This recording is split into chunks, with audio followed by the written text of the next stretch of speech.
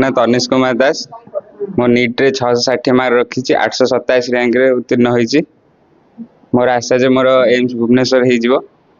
तो तापरे 5.5 वर्ष एमबीबीएस कोर्स सरला परे तापरे पीजी अच्छी पीजी परे मोर आशा अछि जे मु आम गाँ रे गोटे मेडिकल खोली सेठी लोक मानकर बिना देय रे सेवा करिवि।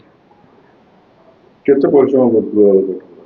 आमर प्रयास रे दिन रे 15 रु 16 घंटा परिश्रम करे जे। तो से कोन सफल होइछन केते खुशी अछन घर लोग? घर लोग तो बहुत खुशी अछन, मु भी खुशी अछि। मु भी खुशी अछि, घर लोग भी बहुत खुशी अछन। बापा बहुत खुशी अछन सेति लगी। कोन पढिबे जो माने नीट पाई प्रिपेयर होतन त कोन पढिबे? नीट तो गोटे सक्सेस जोटा कि गोटे राति रे ही परिबनी केबे भी।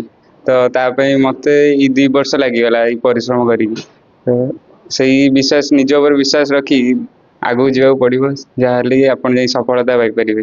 मो ई जो आज रे सफलतार श्रेय मो बापा माँ आ मो 2 भणी जे कि मते छोट बळू गाइड करी आछंती आ मो सांग माने जे कि मोर डाउट क्लियर करंती। जो टाइम मु निज ऊपर सेल्फ कॉन्फिडेंस हारी देथिली से माने मते सहायता करथिले। आ प्रयास रो सब टीचिंग और नॉन टीचिंग स्टाफ आ विशेष कर निहार सर हम बहुत धन्यवाद देबा चाहछि। जेजे जेजेमा आम पड़ोसी लोक माने एवं मोर फैमिली समस्त मेंबर को धन्यवाद दूची।